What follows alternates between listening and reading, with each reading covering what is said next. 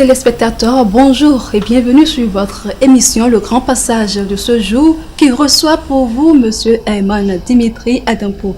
Bonjour Monsieur Herman et merci d'avoir accepté notre invitation. Bonjour cher ami. Alors vous voudriez bien vous présenter à nos téléspectateurs?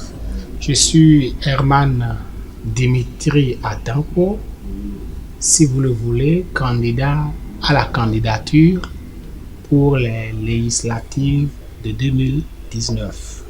Eh bien, nous savons que M. Herman avait quand même un titre avant de vouloir être candidat aux élections prochaines.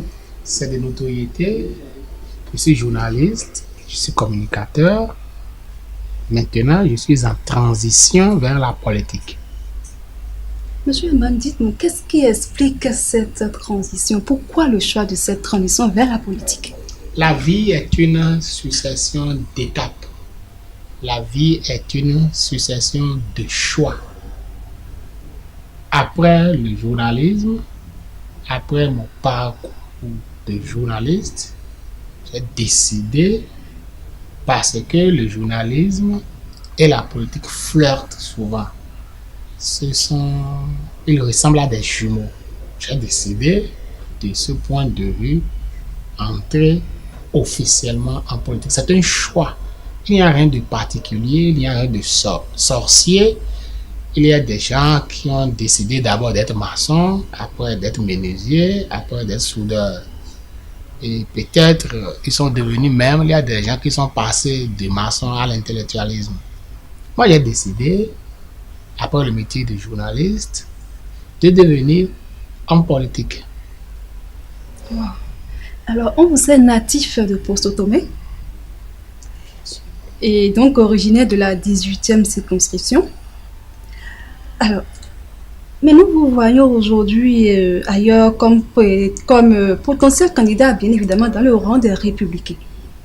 Pourquoi n'avoir pas choisi être candidat dans votre circonscription? C'est une très belle question. Vous posez une question à l'ère de la globalisation des mœurs et de la mondialisation de l'économie. Et vous posez une question à l'heure où le panafricanisme se fait sentir de plus en plus. Herman Dimitri Adampo est un Africain. Herman Dimitri Adampo est un Béninois. Herman Dimitri Adampo est un citoyen béninois. Sérieusement, Herman Dimitri Adampo est en train de fermer 31 ans dans la ville capitale Porto Novo. Son père est en train de fermer 31 ans dans la ville capitale Porto Novo. Sa mère est en train de fermer 31 ans dans la ville capitale Porto Novo. Herman Dimitri Adampo est un Porto-Novien pur sang. Même s'il faut rappeler qu'il est d'abord un Africain, puis un Béninois. Herman, quand même, béninois, c'est le plus important. Alors, nous savons que notre sphère géographique, politique est bien dominée en ce moment-ci par des dinosaures. On sait que s'exprimer en ce thème-là. Dites-nous, selon vous, quelles sont vos chances? Je dois vous dire d'abord que je n'aime pas la facilité. Je n'aime pas collaborer avec les petites choses. Je ne voudrais pas et je ne souhaite jamais de toute ma vie compétir dans une circonscription facile. Je ne voudrais pas de toute mon existence avoir en face des adversaires nouilles, des trouillards, des peureux, des néophytes, des inexpérimentés. Je voudrais avoir, comme vous le dites, des dinosaures, des sachants, des expérimentés, des habiles, même des dangereux politiquement. Des gens qui sont capables de vous écraser politiquement à tout moment.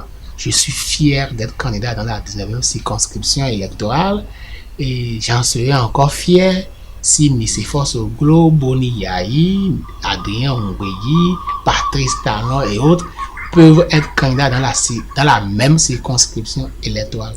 C'est de ça que je vais tirer ma fierté, ma noblesse, mon savoir-faire, l'art du courage. Wow. Peut-on retenir que dans votre circonscription d'origine, il n'y a pas des gens qui peuvent vraiment vous concurrencer ou des potentiels candidats qui peuvent quand même vous faire peur?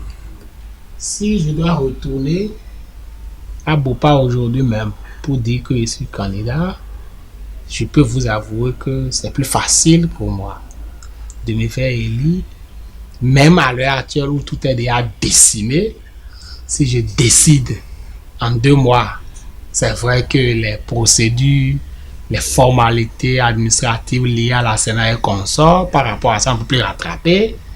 Mais si c'était encore ouvert, si c'était encore rattrapable, et moi je descends dans la commune de Bopa, dans l'arrondissement de Poisson-Tomé, dans le village montain, et je décide d'être candidat, ça va passer comme il y a dans la poste. Je connais la situation là-bas, mais je dis, j'ai un message à passer à la jeunesse africaine, à la jeunesse béninoise.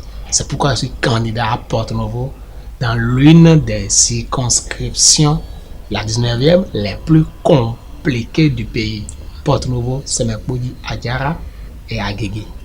Alors, Monsieur Herman, on vous sait également un bon journaliste, hein, vos fans, il va leur manquer quelque chose. De savoir que Monsieur Herman, un bon journaliste, quitte ce domaine-là, le domaine de la presse pour la politique désormais, qu'est-ce qu'il faut retenir? Je connais des gens qui sont de brillants médecins, qui ne sont même pas vieux, qui sont aujourd'hui en communication politique. Leurs fans vont le regretter un peu.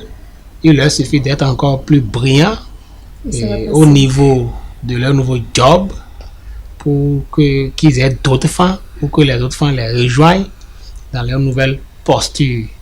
Je suis en train de suivre le chemin de mon destin. Mon destin a voulu que je sois journaliste dans un premier temps et après de devenir homme politique. Mais homme politique pas comme les autres. Nous aurons le temps d'en parler. Wow.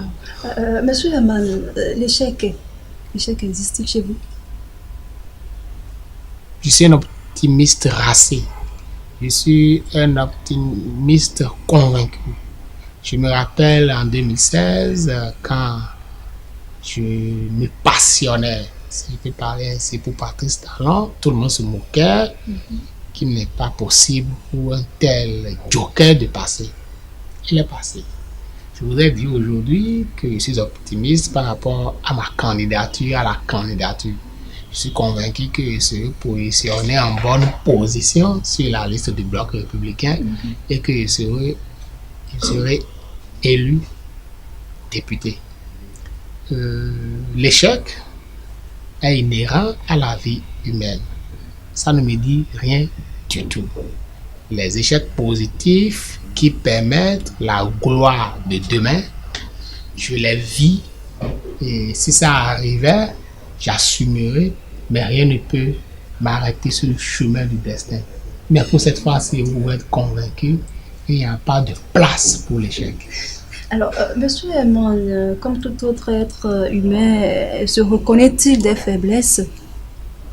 Mes faiblesses par rapport à l'enjeu dans 3 mois, c'est d'abord que dans un contexte qui est le nôtre, c'est que je ne suis pas riche comme les autres challengers, c'est que je n'ai pas de poste politique comme les autres challengers, c'est que je suis dans le barigot des crocodiles, pour parler ainsi, mais on assume tout ça, on gère tout ça et on évoluera avec tout ça. On peut appeler ça quelques petites défaillances, quelques infirmités qui ne sont pas inhérentes à nous-mêmes. Je crois que ce ne sont pas des choses capitales qui vont nous freiner. Nous allons de l'avant, je vais de l'avant, je vais répondre à l'appel de mon destin, je vais répondre positivement.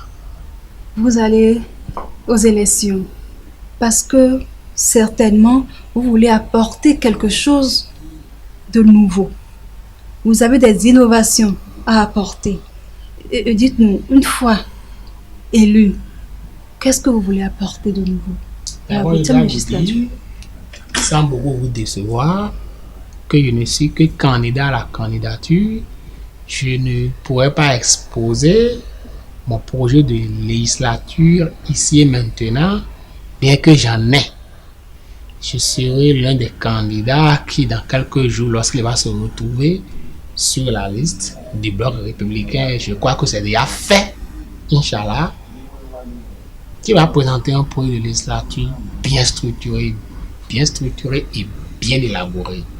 Je ne peux le dévoiler à cette étape des choses, mais je puis dire que je suis candidat pour montrer à la jeunesse qui pense que pour être député au Bénin, il faut être grand, il faut être gros, il faut être milliardaire, il faut être suffisamment expérimenté politicien, il faut être extraordinaire. Je voudrais dire à la jeunesse qu'elle doit commencer à apprendre désormais l'art de la foi, l'art de la conviction, l'art de l'amour pour ses ambitions, l'art de l'ambition. C'est cette première leçon que je voudrais donner à la jeunesse d'ici pour que désormais, dès qu'il va être candidat, que toute la jeunesse se sente capable de grandes choses, de très grandes choses. Voilà. Merci bien, Monsieur Van Dimitri Adampo, d'être passé sur le grand passage, l'émission de Pluriel TV. Votre mot de fin pour terminer cet entretien? Je voudrais demander à la jeunesse béninoise d'être sereine, de faire en sorte que le défi que nous avons lancé devienne de plus en plus noble. De faire en sorte, parce que dans quelques jours, moi je suis convaincu que je serai positionné, que nous soyons soudés, que nous soyons solidaires, que nous soyons prêts pour montrer à ceux qui nous auraient fait confiance que nous sommes capables de choses extraordinaires. Voilà. Merci bien, Monsieur Herman, et bon retour chez vous. Merci. Amis téléspectateurs, vous l'avez suivi, c'était Monsieur Herman Dimitri Adampo qui nous entretenait, n'est-ce pas, sur ses ambitions. Pourquoi veut-il être candidat ou pourquoi précisément sera-t-il officiellement candidat sur les listes de la 8e législature. Merci de nous avoir suivis et à très bientôt pour notre numéro de votre émission.